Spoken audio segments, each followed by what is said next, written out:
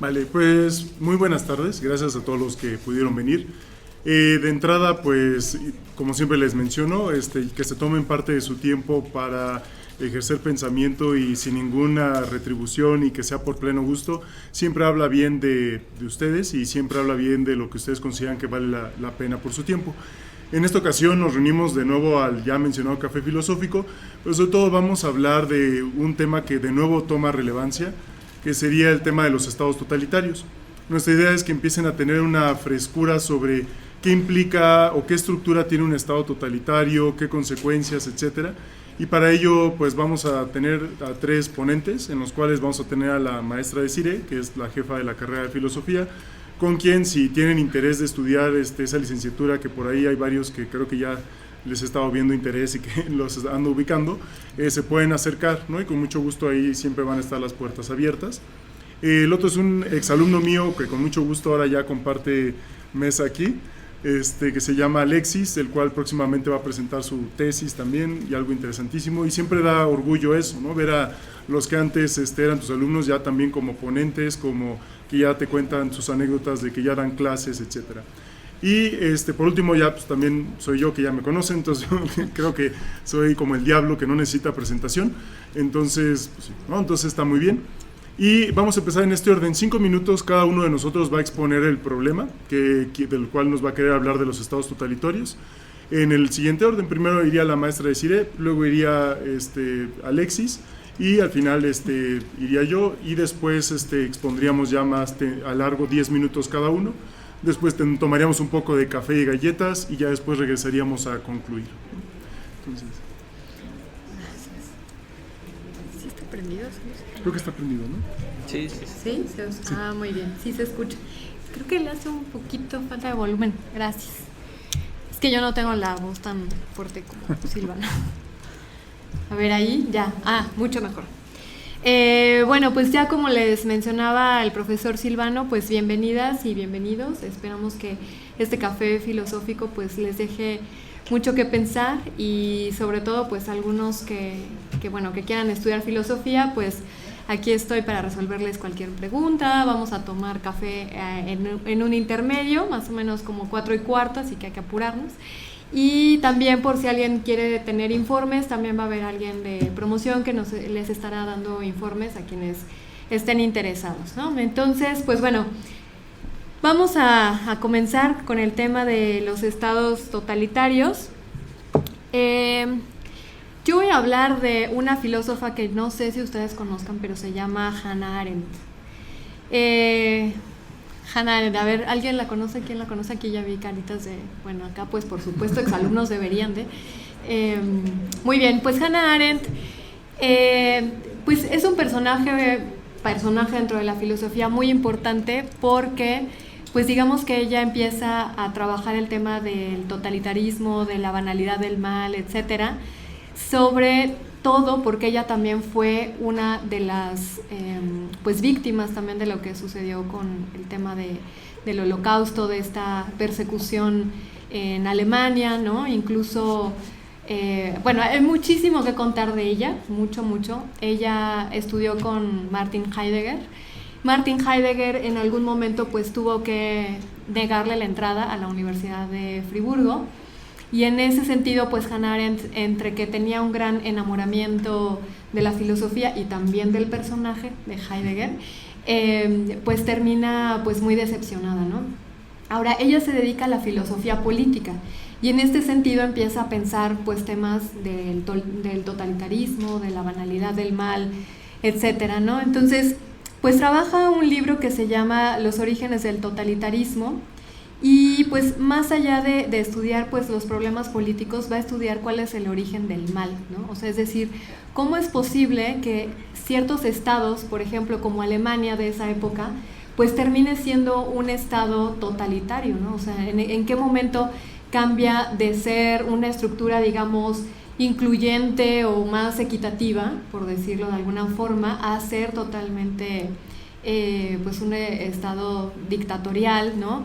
Antisemita, y pues con todos estos mecanismos incluso violentos para el exterminio de cierta población, y que bueno, y veremos que no nada más era cierta población, sino que de hecho, pues de principio este mecanismo se va creando hasta el grado en el que ya no solo iba a apuntar a los judíos en su primer momento, ¿no? Sino la legitimación de estos mecanismos de violencia, de exterminio, pues empiezan a volverse mecanismos que se van reproduciendo en distintas esferas, en distintas comunidades. Entonces, pues esto va a derivar en una persecución más allá de una cuestión racial, ¿no? Entonces, pero ella lo que sí va a explicarnos es cómo se legitima, cómo se organizan esos estados, porque una cosa es que a alguien se le ocurra ser totalitario y luego cómo esa maquinaria ya empieza a funcionar con su propia lógica y su propia narrativa para ser totalitaria, y en el caso específico de lo que sucedió en Alemania, pues de esta persecución judía, ¿no? Entonces, bueno, esto es lo que yo voy a trabajar. Y pues ahora, ¿cuál era el orden, Alexis? Muy bien. Hola, buenas tardes. Como ya dijo el profe Silvano, pues yo soy egresado de aquí de la Facultad de Humanidades, y bueno, aprovecho para decirles que yo doy un taller que les ofrece un crédito de impulso para que cuando entren pues ya sepan que hay un taller de filosofía. Mi ponencia, o bien mi explicación, va un poquito encaminada a qué es un estado totalitario, cuáles son las características, y un poquito hablar de la historicidad de este concepto, porque es relativamente nuevo y es un poquito más contemporáneo. Entonces sería ver qué cosas sí nos permiten hablar de estados totalitarios en otras épocas, porque cuando hablamos de estados totalitarios siempre nos tenemos que referir a estados o cuestiones como el fascismo, el nazismo o incluso el comunismo en la Unión Soviética. Pero sabemos que ha habido N cantidad de gobiernos que pudieran ser considerados como totalitarios, pero hay que aplicar este concepto pues con pinzas para saber qué partes sí, qué partes no podemos considerar que estos otros tipos de gobiernos, históricamente hablando, pueden ser considerados totalitarios. Entonces, más allá de hablar de el fascismo y el nazismo, que un poquito surge a raíz de la propuesta de un hombre nuevo, o sea, como un tipo de hombre ideal que encarne ciertos valores bajo la ideología propuesta, así sea del fascismo, del nacionalsocialismo, del comunismo. También se puede hablar de este hombre nuevo en otros periodos históricos, que es un poquito ya más de mi cosecha, que tiene que ver con mi tesis, y es tratar de ver qué cosas sí podemos ver de un totalitarismo en lo que nosotros podemos llamar hoy en día el Imperio Azteca, que hasta cierto punto sí tiene que ver con un estado totalitario, que obviamente hay que tomarlo con pinzas porque, como les mencionaba hace un ratito, el concepto de totalitarismo surge más en el siglo XX, es más nuevo, y que obviamente aplicar ese nombre para explicar las cuestiones de otros momentos históricos podría ser un poquito anacrónico, pero lo que trato de hacer es un poquito que se vea estas características de un estado totalitario y cuáles podrían ser esas características dentro de estos periodos históricos. Ya está. Muy bien, pues yo lo que más o menos les voy a explicar a continuación va a ser lo siguiente. Les voy a plantear el hecho de que junto con pegado con la idea de nación va a surgir los primeros gérmenes de lo que nosotros vamos a entender como un estado totalitario. No fue casualidad que conforme más se fueron avanzando las nociones de qué era una nación o un estado-nación, más se fueron dando estas nociones. Por tanto, lo que voy a plantearles es primero empezar a comparar tanto lo que fue una historia a grandes rasgos de Francia o de todos sus aspectos históricos y de sus instituciones, para compararlo con los de Alemania. ¿Por qué? Porque en unas instituciones, sobre todo en las francesas, vamos a tener muchas cuotas de poder que se van a ir dividiendo y que al final del día eso va a repercutir en cómo se construyó la idea de nación. Si tú agarras y tienes el poder solamente centralizado, entonces vas a esperar que durante toda esa historia pues vas a esperar que un líder, un jefe te resuelva todo. Pero si ese líder era líder solo de nombre, como fue lo que sucedió, por ejemplo, en la caída del Imperio Romano, que teníamos después el Imperio Carolingio, pero ya después el emperador solo era un símbolo de algo que ya no existía, y que teníamos reyes, feudos, vasallos, etcétera, en la Edad Media. Eso significa que básicamente ya no tenemos una idea de un solo líder que garantiza el poder de todo, sino que cada vez se fue fragmentando más la idea de poder, y tenían esta idea, este sueño de que tarde que temprano iban a regresar a la idea de un imperio romano, y garantizaban, ¿por qué tengo que estar yo como rey? Porque soy heredero, o soy descendiente de Carlomagno, o del imperio carolingio, que viene desde el imperio romano, ¿no? Entonces, vean que todas estas nociones históricas lo que hacen no es otra cosa, sino justificar el por qué suceden las cosas. Pero básicamente nosotros siempre actuamos así. Hoy en día que estábamos hablando del lenguaje, el lenguaje tiene que ver con eso.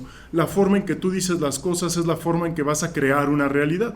Y vamos a ver qué tanto del lenguaje funcionó para hacer que una noción de totalitarismo fuera sobre todo liberal, de derechos, división de poderes, etcétera, y la otra, aunque también fue un Estado-nación, tuviera que ver más con un ambiente racista de un líder hegemónico, en donde solamente se esperaba la sumisión y el hacerle caso a un líder, ¿no? En el caso de Hitler o de un aspecto nazi. Entonces por ahí vamos a ir, vamos a comparar esas dos nociones, y después vamos a ver cómo el pensamiento filosófico en esas dos nociones y en esas dos estructuras de nación nos puede explicar por qué en uno se dio de una forma y por qué en el otro. No necesariamente, pero cómo lo hizo más probable, ¿no? En este caso, los dos filósofos que les voy a mencionar van a ser de breve manera Fichte, y el otro que tanto amaron para resolver mis exámenes, que es Hegel, y entonces de ahí lo vamos a hablar un poquito, ¿no? Entonces, vamos empezando ahorita a desarrollar los temas, y ahorita ya yo empiezo con lo mío. Muchas gracias. Pues a ver, pues vamos a entrar ya un poquito más en materia.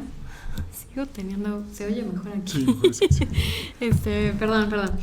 Pero bueno, ya hablando en cuestiones de lo que está mencionando Hannah Arendt, quiero ponerlos un poquito en contexto, que Hannah Arendt, cuando toma esta decisión, bueno, una decisión casi que fue orillada a esta situación, ella termina dando clases en Nueva York, dura 18 años sin tener ni pasaporte, ni visa, ni absolutamente nada, se va con su esposo y con su mamá, porque, bueno, no estuvo en un campo de concentración, pero sí de detención, ¿no? Y en ese campo de detención, pues estaba más bien en Francia.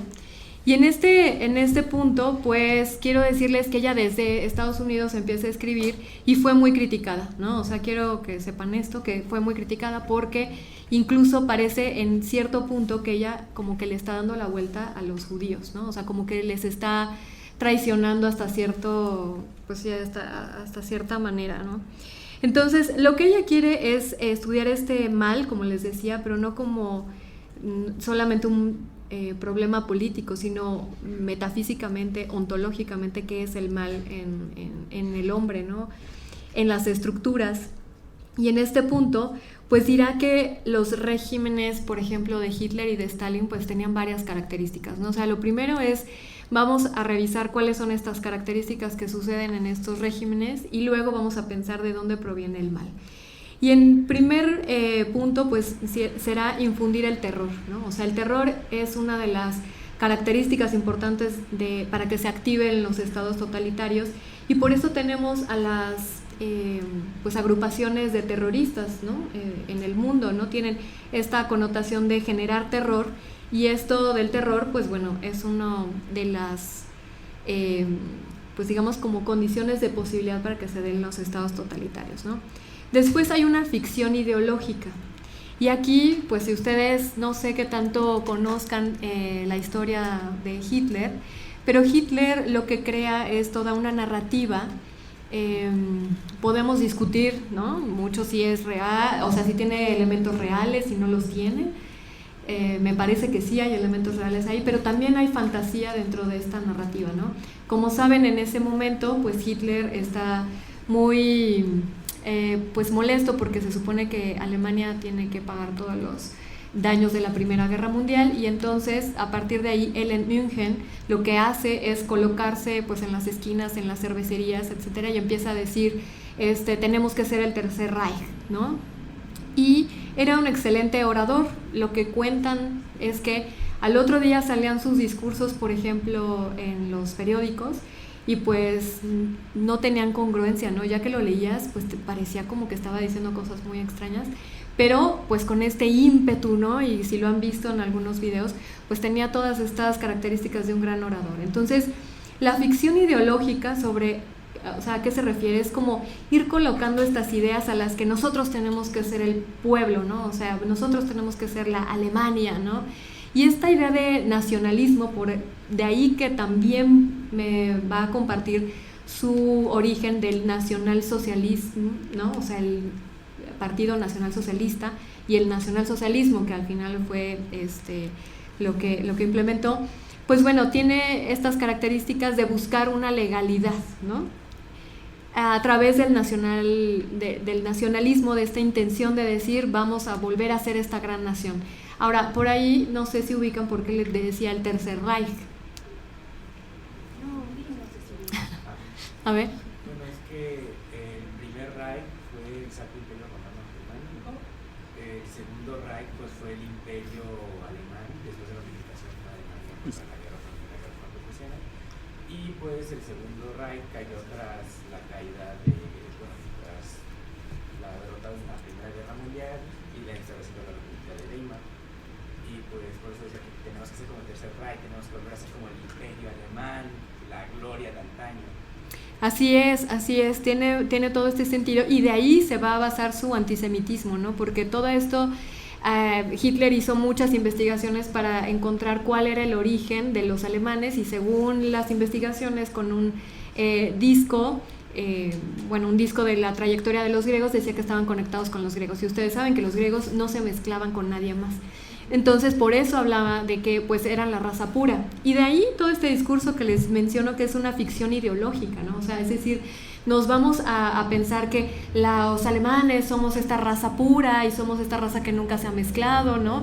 De ahí viene esta idea del oario, ¿no? Después, la manipulación de la legalidad, que es cuando, por ejemplo, Hitler pues se vuelve el canciller, y también pues la criminalización y el castigo a partir de ciertas características prejuiciales que se legitiman de manera social, ¿no? Entonces, ¿por qué? Pues en ese momento, por ejemplo, de estar diciendo, pues los judíos son aquellos que han, por eso les digo que hay entre fantasía y realidad, pero, o sea, Hitler les decía en estos discursos, pues que los judíos habían acaparado la economía alemana y que por eso no podían salir adelante, ¿no? Entonces, bueno, pues estaban los judíos y eran los culpables de que la economía estuviera muy mal. Efectivamente, en ese momento Alemania pasa de un día a otro a no poder comprar ni siquiera un trozo de pan, ¿no? Que es algo que se menciona mucho. O sea, eran miles de francos en ese momento para poder comprar un pan. Y entonces, pues digamos que pues se empieza a decir ellos son los culpables, ¿no? Entonces tenemos allá a los judíos, a los gitanos, porque eran estos itinerantes, hasta cierto punto pues habían sido los que mayormente cometían delitos. Entonces pues era como un poco pues no quiero decir tal cual la escoria de la comunidad, pero así los hacía ver Hitler, ¿no? Los homosexuales, los intelectuales de libre pensamiento, porque él se creía que quería ser pues intelectual, ¿no? Pero bueno, los campesinos, ¿no? También eran, pues digamos, como que señalados. Entonces, en este sentido, lo que podemos decir es que de ahí, de hacer estas pues características, Hannah Arendt lo que descubre es que hay estas características, pero luego hay un concepto para legitimar que estas características o esto que se ve como malo, pues entonces se pueda pues castigar, ¿no? Que se pueda legitimar así de, bueno, vamos a crear un partido nacional socialista, que estemos buscando pues este Tercer Reich, ¿no? Entonces, les digo que va a ser criticada ella porque en un primer momento, bueno, no en un primer momento, como que a la mitad de su investigación, ella va a asistir al juicio de Eichmann, ¿no? Ustedes saben que Eichmann era pues nazi que había estado encargado de las vías de los trenes, ¿no? O sea, sabía la logística de los trenes donde se transportaban a los judíos a Auschwitz, ¿no? Y entonces ella asiste al juicio y en el juicio se da cuenta de que Eichmann es un ignorante, ¿no? O sea, ella dice es un ignorante, o sea, en realidad no es una persona brillante, no es un alemán inteligente, o sea, es decir, solamente estaba acatando las reglas, estas reglas legitimadas a partir de un sistema totalitario, ¿no? Y entonces, en esta construcción, Hannah Arendt pues dice, es que el totalitarismo no es una cuestión nada más, digamos, metafísica, ¿no? No es un abstracto ahí puesto en la nada, sino que es una cuestión práctica, ¿no? O sea, el totalitarismo es una cuestión práctica que se lleva a cabo a través de lógicas pues opresoras, ¿no? Pero que tienen una legitimidad primero moral, ¿no? Y después legal, porque moral primero era pues los judíos, ¿no? O sea, ofendiéndolos, ¿no? Diciendo que pues esa población no debería de existir, etcétera, pero después se legitima, ¿no? O sea, después se dice sí, pues hay que exterminarlos, ¿no? Bueno, se habla de esto de la solución final. Entonces, digamos que aquí, ya para hablar del totalitarismo, diría que había que tener una concentración de este poder en un solo líder. O sea, en los totalitarismos tienen que ver con un solo líder. Después, sustituir los partidos por movimientos de masas. O sea, en vez de tener partidos como establecidos, con reglas, con objetivos, hay que pues tener movimientos de masas y además tener una progresiva abolición de las libertades y derechos, o sea, no de un día para otro, sino que progresivamente se van quitando estos derechos, ¿no? Al final también está el sistema educativo para adoctrinar, ¿no? Es algo que, por ejemplo, no sé si ustedes sabían, pero, por ejemplo, Walt Disney creó caricaturas con el Pato Donald adoctrinando sobre el nazismo, ¿no? Si no, pues ya tenemos YouTube en esta época, entonces lo pueden ver. Pero bueno, con la decisión de esta construcción del Reichstag en alemán significa pues el gobierno institucionalizado, lo que va a hacer es clausurar la libertad de cualquier partido, ¿no? O sea, ya cuando instaura esto, y entonces ahora sí viene la creación de las leyes, ¿no? La primera es la ley de la bandera del Reich, la cual se establece que esta bandera con la cruz, o sea, la famosa esvástica, pasaría a ser el emblema del Reich. Y entonces, pues, como saben, esto es el primer momento de la publicidad, por decirlo así, ¿no? De ir introyectando todos estos símbolos. Después, lo que va a suceder es que es la ley de la ciudadanía, que tenía como objeto privar a la ciudadanía de todas aquellas personas que no tuvieran la sangre alemana. O sea, es decir, vamos a ser cómplices a todos nuestros ciudadanos, y es lo que dice Hannah Arendt. O sea, lo que sucede es que hace cómplices a todos los ciudadanos haciendo una ley diciendo que si tú no eres de sangre alemana o conoces a alguien de sangre alemana, vaya, que no tenga la sangre alemana y no lo denuncias, tú eres también criminal, ¿no? Entonces, criminalizar a partir de terceros también es una de las características, y sobre todo esta ley de honor de protección de la sangre alemana, ¿no? Entonces, si se dan cuenta, pues aquí hay una cuestión más de cuestiones, pues sí, ideológicas, donde se cree que la verdad está puesta en un solo lugar, ¿no? Y ese totalitarismo en Hannah Arendt, o como ella lo está viendo, es que no es gratuito, o sea, no es que suceda, ¿no? Así, apareció un día, sino que hay muchos momentos que podemos ir identificando cómo se dan estos estados totalitarios, ¿no? Y por último, pues también decirles que estas leyes, diría Hannah Arendt también, bueno, ahorita no recuerdo bien el texto y no lo puse aquí, que diga el libro, pero dice, se deben de encontrar leyes de la psicología para poder pues mover a las masas, ¿no? O sea, es decir, Hitler y el equipo nazi, pues digamos el partido nazi, no tenía, no fue gratuito, no fue así sin razón alguna, sino que conocía de leyes psicológicas, incluso entre ellos mismos, ¿no? Por eso hubo tanta experimentación también a partir de cómo genera el terror en la gente, ¿no? En los campos de concentración tenemos al famoso Mengele. O sea, la investigación, digamos, científica, psicológica, va de la mano con estos estados totalitarios para poder también comprender cómo manipularlos, ¿no? Y por último, pues mencionarles que Hannah Arendt termina siendo muy criticada porque cuando ella hace todo este análisis de lo del juicio de Eichmann, termina diciendo que existe la banalidad del mal. No me voy a detener ahí porque es como algo que también muy, muy importante, pero no tenemos tiempo. Pero lo que sí es que Hannah Arendt va a decir es que también había organización propia de los judíos. O sea, es decir, y por eso termina siendo muy criticada por los mismos judíos e incluso por otros, porque había cierto tipo de judíos que también organizaban en los guetos a los otros judíos y sabían lo que les iba a pasar.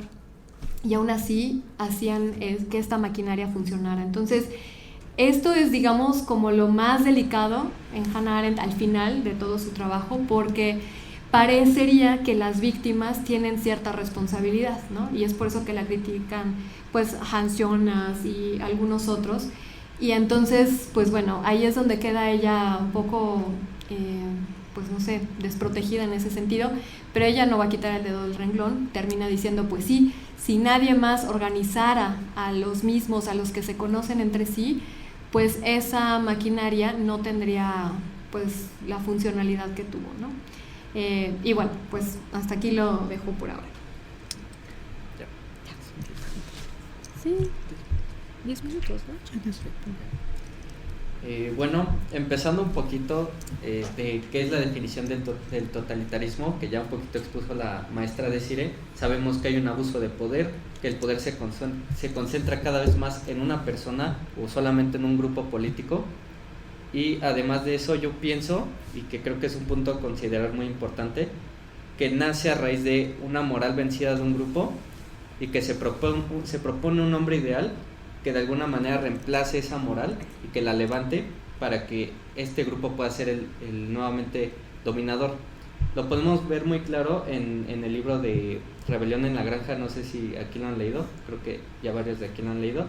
Y pues básicamente este libro alude a cómo es que se obtuvo el poder mediante la revolución en la Unión Soviética, que primero fue hablar de la explotación de los animales y se trató de establecer una revolución para cambiar este maltrato a los animales, y que cada vez esta idea, que en un momento parecía buena, terminó siendo completamente distinta a lo que se pensaba en un inicio.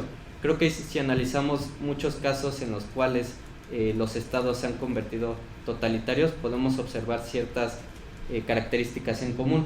Una de ellas es esta, que hay un grupo que ha sido explotado y tiene una moral decaída, y que se propone un cambio, así sea de problemáticas sociales y morales, para que esta situación de explotación ya no vuelva a suceder.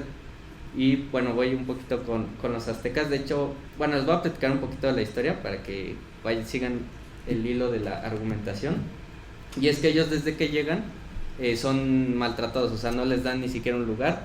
Se dice que incluso empezaban a comer serpientes porque no tenían alimento, no tenían un lugar en donde establecerse, y los restos de reinos, si podemos llamarles así, los maltrataban, o sea, no les daban cabida. Y al final ellos de alguna manera generan un poco de resentimiento con el resto de pueblos que ya estaban establecidos en lo que era alrededor del lago de Texcoco, y cuando tienen la oportunidad de tomar el poder, organizan, una revolución entre comillas, para quitar del poder a los de Azcapotzalco. Y una vez que se establecen ellos, con la Triple Alianza y el Imperio Azteca, ellos son quienes imponen ciertas reglas.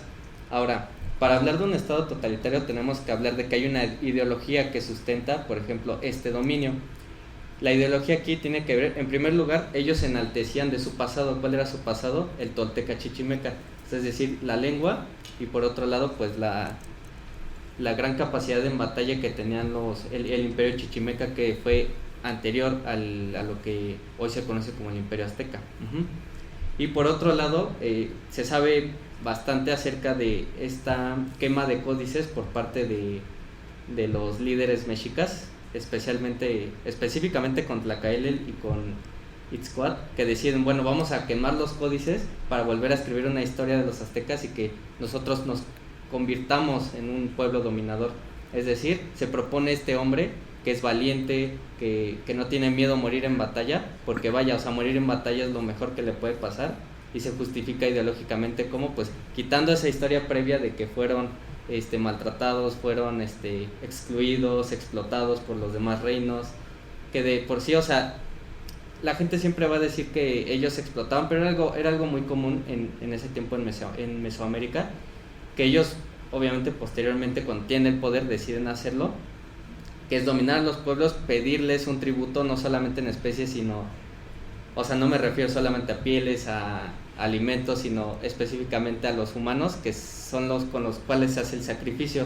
En este momento ya estamos viendo cómo lo que en un momento parecía una buena idea, es decir, librar de ese yugo a un grupo que estaba siendo afectado, pues termina afectando al resto, ¿no? de la cuenca de México, y que como vemos ellos, al ser tener un linaje entre comillas ya justificado históricamente, pretenden dominar el resto de pueblos, que es la propuesta de un nuevo hombre, como en el caso del fascismo, que ellos también se enaltecían de tener las raíces romanas, o sea, latinas. Entonces decían, es que está el Imperio Romano y nosotros venimos de los romanos, que como en la película de Pinocho, creo que varios la vieron, la de Guillermo del Toro, que lo que dice el papá de su amigo, lo que le gustaba de Pinocho era que él era como este hombre ideal que buscaba el ejército fascista. ¿Por qué? Pues porque no tenía miedo a morir, porque vaya, no entendía la muerte, y cuando muere vuelve a revivir, entonces es muy difícil matar a Pinocho.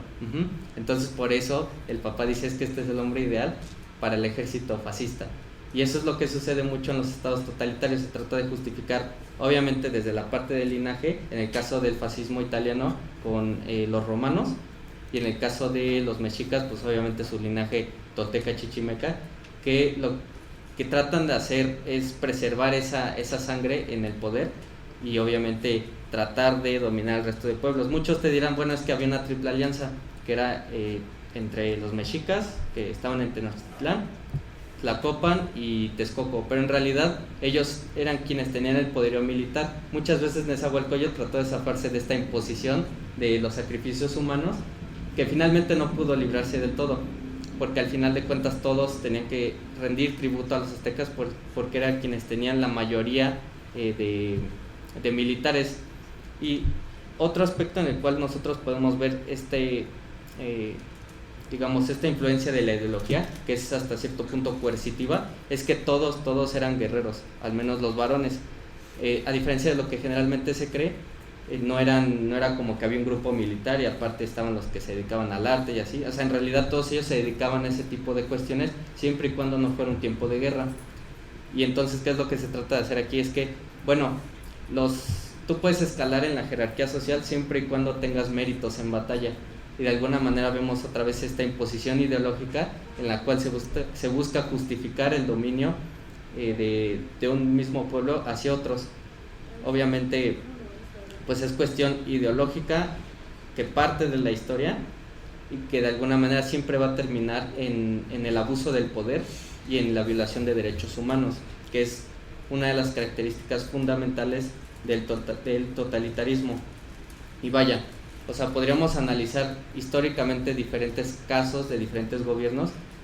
Ya la maestra de Cir habló un poquito acerca del nazismo y cómo hubo esta cuestión del holocausto.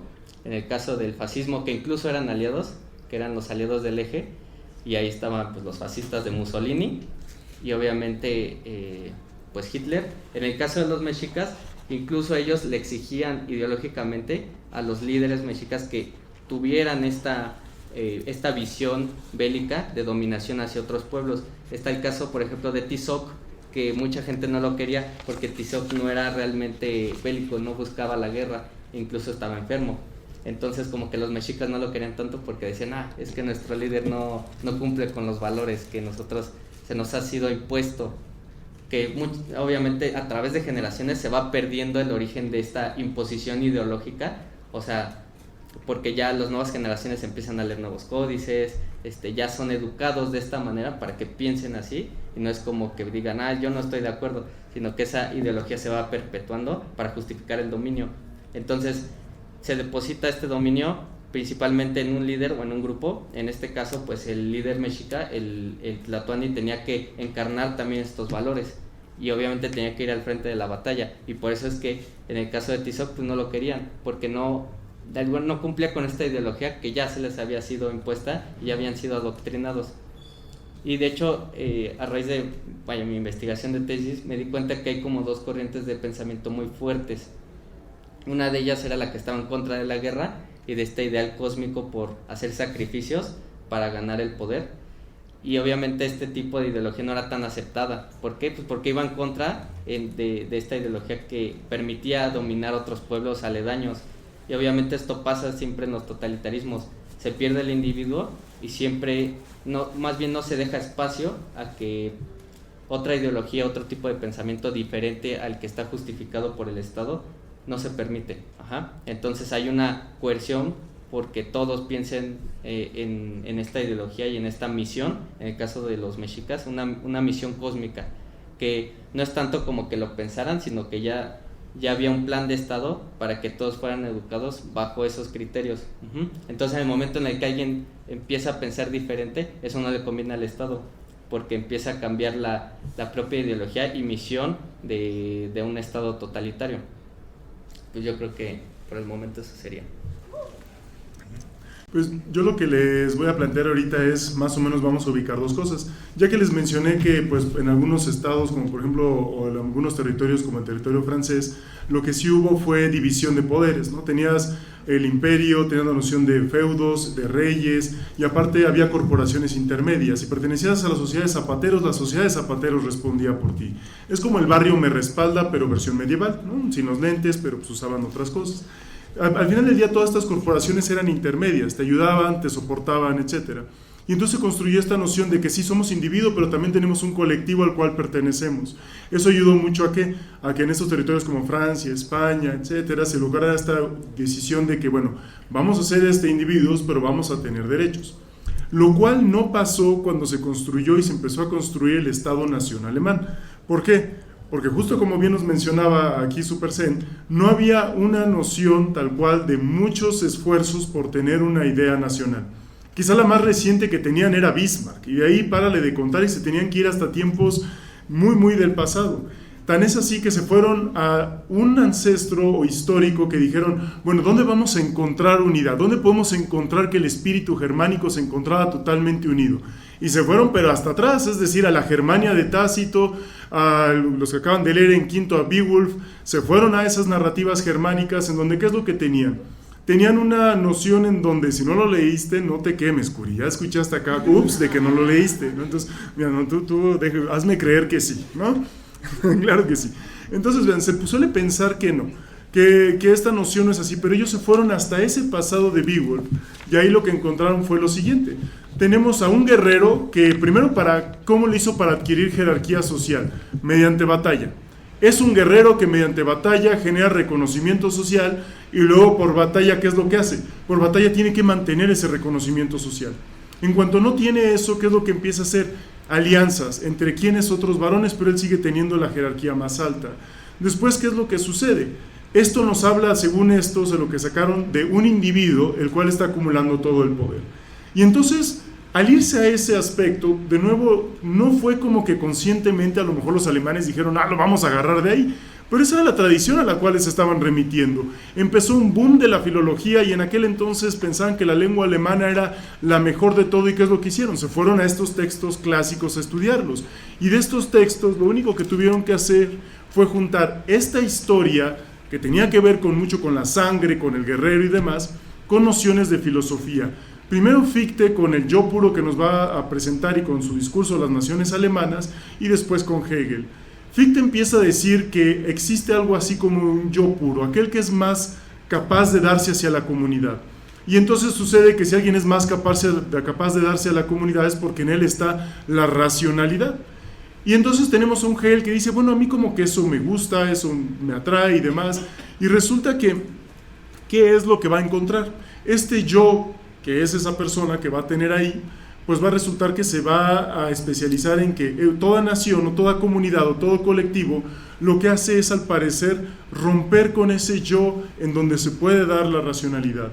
Y por tanto no es en un yo individual en donde se va a dar la racionalidad, sino en aquello que va a ser la negación de ese yo, que no es el colectivo, sino en la negación de ese colectivo, que va a ser el Estado. El Estado, nos va a decir Hegel, es en donde hay más pureza de pensamiento, en donde más el espíritu se conoce a sí mismo.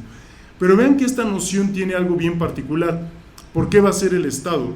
Porque a partir de aquí vamos a entender que lo que se hizo no es un totalitarismo colectivo. no es que vamos a subsumir a una parte por el todo, sino que lo que vamos a hacer es universalizar al individuo. Lo que hicimos fue universalizar al individuo, y el individuo por excelencia es el Estado. Y entonces el Estado como individuo por excelencia puede determinar cómo todos nosotros vamos a vivir. Y entonces empiezan todos los discursos magnánimos de la grandiosa Alemania, como si tuviera personalidad propia, como si pudiera hablar por sí misma. Tenemos el himno nacional de Alemania de aquella época. Alemania, Alemania por encima de todas las demás naciones. Ahorita escuchan el himno alemán francés y tiene la misma tonadita, pero ya no dice absolutamente eso, ¿no? Tuvieron que corregir ahí el cántico y ya no nos dirá eso. Pero ven que entonces empieza a adquirir una personalidad bastante interesante. Ya es la universalización del individuo. ¿Por qué se interesaron en universalizar al individuo? Porque si algo van a odiar, sobre todo los alemanes en este estado totalitario nazi, es a los comunistas. Ellos dicen, si los comunistas lo que van a hacer es generar un estado totalitario en donde tú te tienes que dar por todo y lo que importa es el colectivo, a nosotros lo que nos importa es el individuo. Entonces vamos a negar ese estado totalitario, vamos a hacer el opuesto, pero el opuesto ya no es una comunidad, sino que es el Estado como individuo. Por tanto, si tú te estás dando por la gran Alemania, si tú estás subsumiendo tu vida, si tú te vas a la guerra, si tú haces todas estas características, pues es para mejor. ¿Por qué? Porque te estás dando al Estado más racional, es decir, al individuo más racional, y todos los demás estados que este gran Estado pueda avasallar, subsumir, esclavizar, no hacemos otra cosa, diría en sus discursos Hitler o en Mein Kampf, no hacemos otra cosa sino ayudarles. ¿Por qué le estamos ayudando? Porque los estamos haciendo participar de la racionalidad.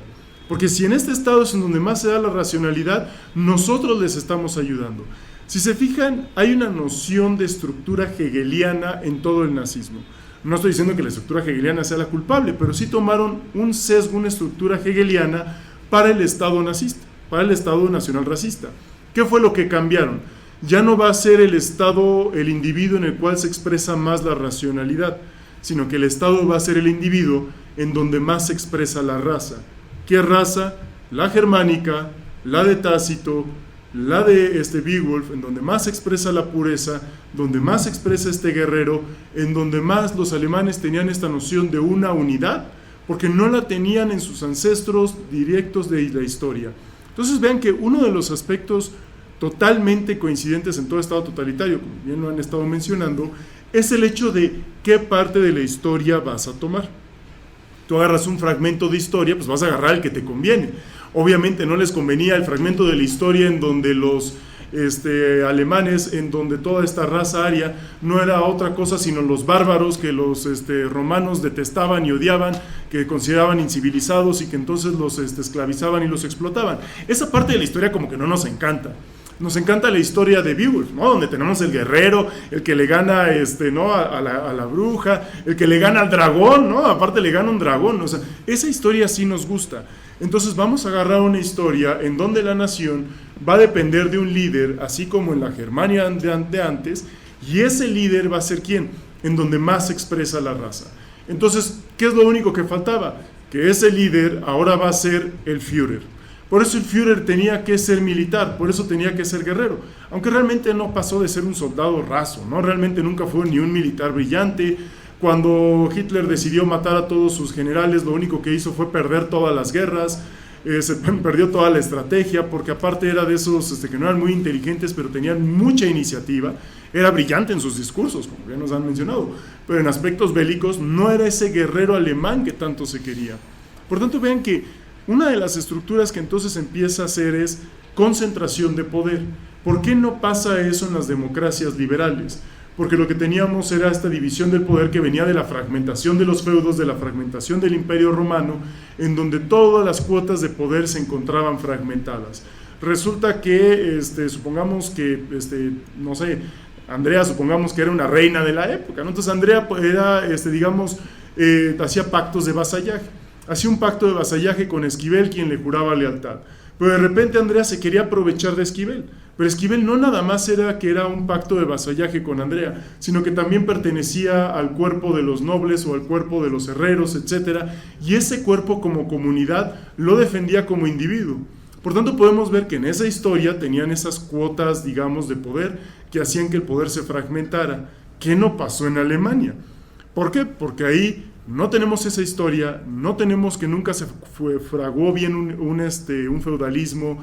Lo que sí tenemos son historias de resentimiento en donde les dieron en la torre, donde fueron los esclavos de los romanos, y más aún, cuando todos los pueblos germanos empezaron a vivir en Roma, ellos no querían vivir como germanos, ellos querían vivir como romanos y tener todas las prerrogativas y reconocimiento de los romanos. Y por eso tenemos que el derecho romano tiene leyes específicas para todos estos pueblos germanos, que son como la Lex Visigotorum Romanorum, que es cómo los germanos van a vivir como romanos. Y ellos se investían como romanos, quisieron dejar de hablar la lengua bárbara, nórdica, y entonces ¿qué es lo que pasó? Empezaron a vulgarizar lo que se llamaba el latín, y de ahí tenemos las lenguas que se fueron derivando del latín.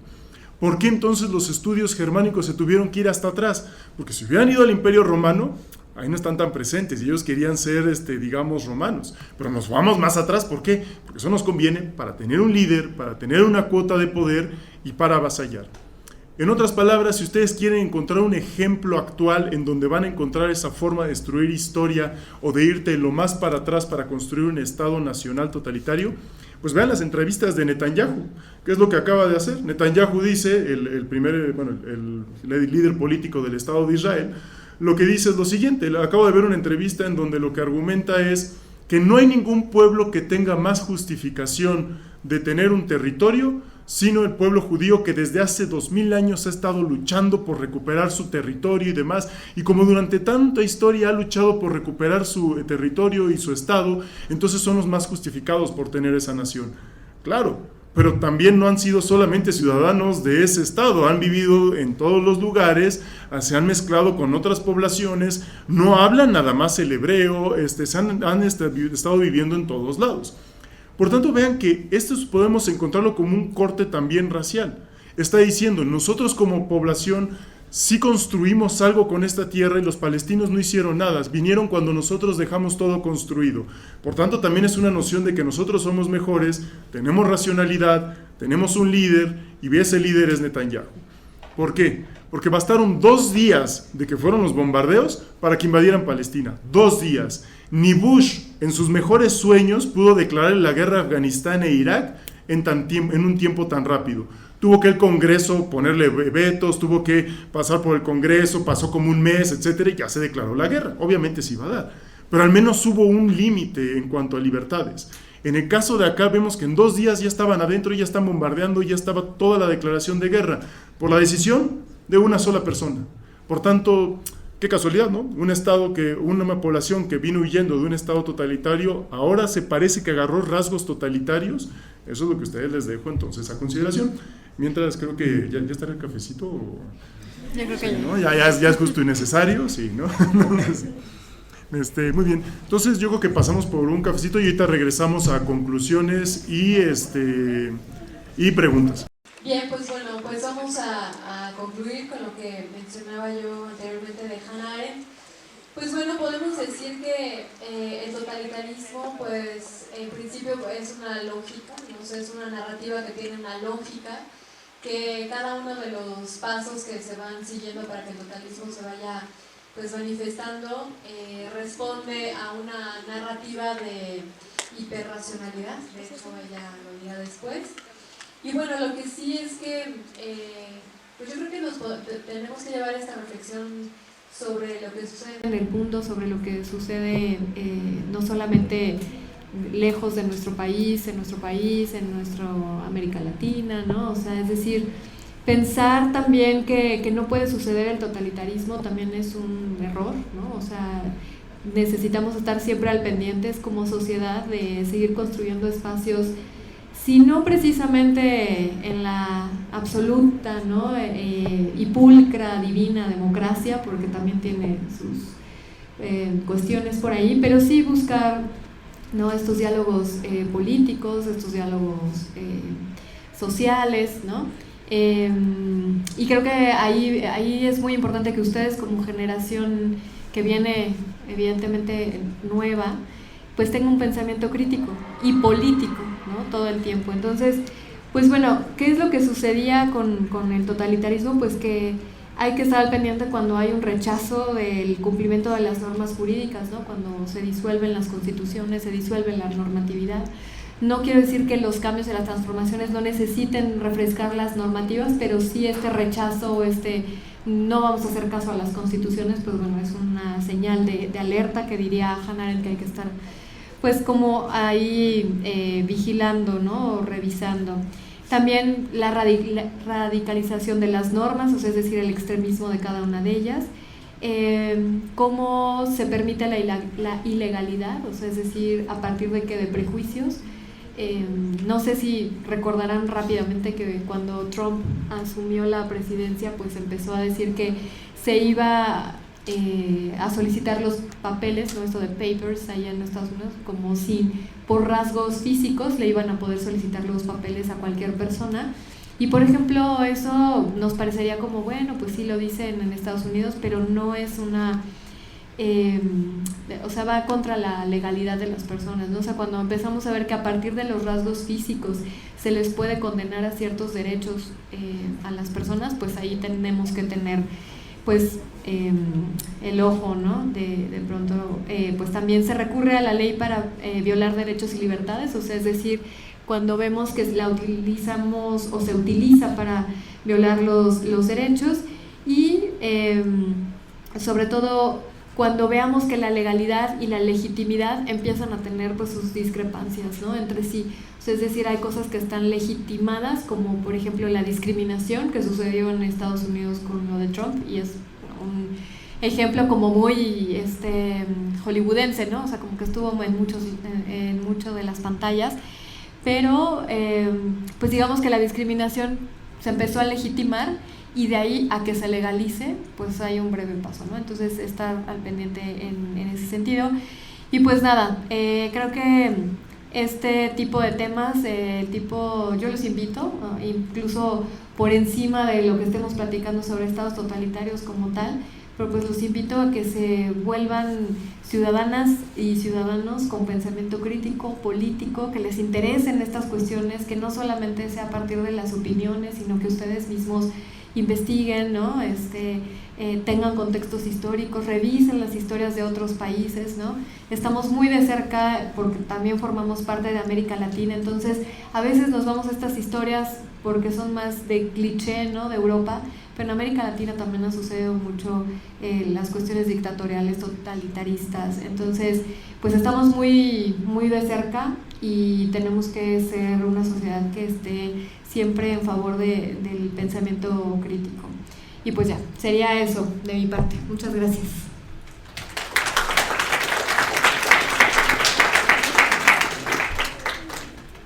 Primero yo quisiera concluir un poquito con retomar esta cuestión de lo histórico, analizar los casos, la historia incluso de nuestro país. Obviamente hay una frase que siempre va a estar presente cuando hablamos de historia, que es muy famosa, que un país o la gente que no conoce su historia pues tiende a repetirla. Obviamente hay que pensar si los conceptos nos permiten o nos dan espacio para analizar otros contextos, que ya estaremos entrando en terrenos decoloniales. Y obviamente tratar de no caer en esta cuestión de analizar, por ejemplo, lo que sucedía con el feudalismo, ¿no? Y decir que todos los países tuvieron un feudalismo. Más bien conocer la historia así para no poder repetirla, ver cuáles son las cuestiones de la historia que hacen, por ejemplo, en el caso de los totalitarismos, que hicieron que un estado totalitario se estableciera. Y que creo que es muy importante retomar esto que dije, que casi siempre se toma una moral caída de un pueblo y se toma del resentimiento para poder buscar una mejoría que en un principio pareciera no ser tan mala y busca el beneficio de una problemática social, pero que a largo plazo se empieza a tergiversar, como en el caso de Rebelión en la Granja, que empiezan a cambiar las leyes, que poco a poco se empieza a justificar más el por qué los que están en el poder solamente pueden tener el poder y pueden abusar de ese poder, y que se empieza a ideologizar, obviamente. Entonces, sí está la invitación a analizar un poquito la historia, que muchas veces pareciera ser tediosa, pero si la analizamos a profundidad, podemos entender el porqué de muchas cosas y que tienen resonancia en nuestros días. Gracias.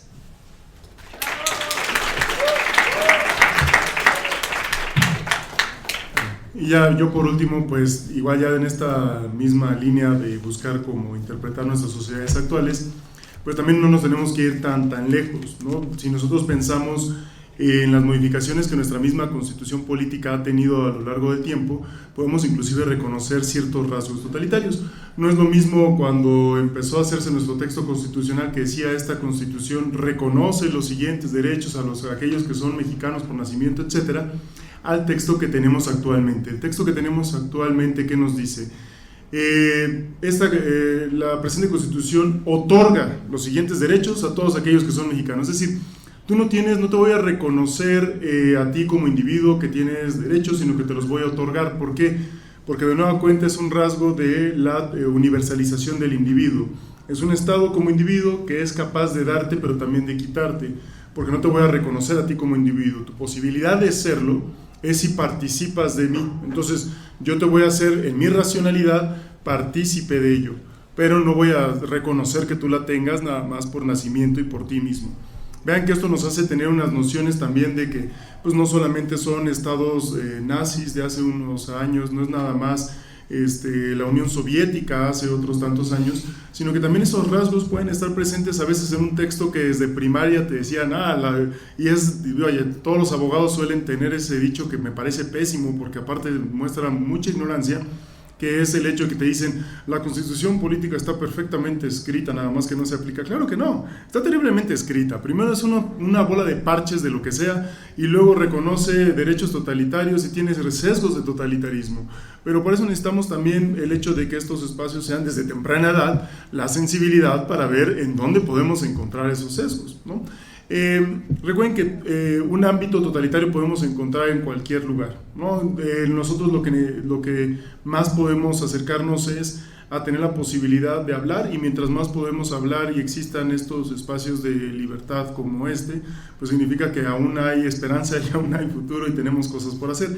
El día en que no, y esto tenga que ser obligatorio para que haya gente, significa que ya cerramos las puertas y nos vamos. Como no es obligatorio, entonces todavía habla de libertad en ustedes, ¿no? Entonces eso está padrísimo. Lo cual también pues les agradezco que se han dado el tiempo de venir, de comer las galletitas, que estuvieron bien ricas, no es por nada, pero la de zarzamora estuvo exquisita. Entonces agradecemos, ¿no?, a quienes tuvieron que ver para las galletitas. Y ahorita vamos a una sesión de preguntas y de respuestas, ¿no?, que también eso va a ser lo más interesante para que nos dé tiempo de hacer al menos unos 5 intercambios de ello y se pongan...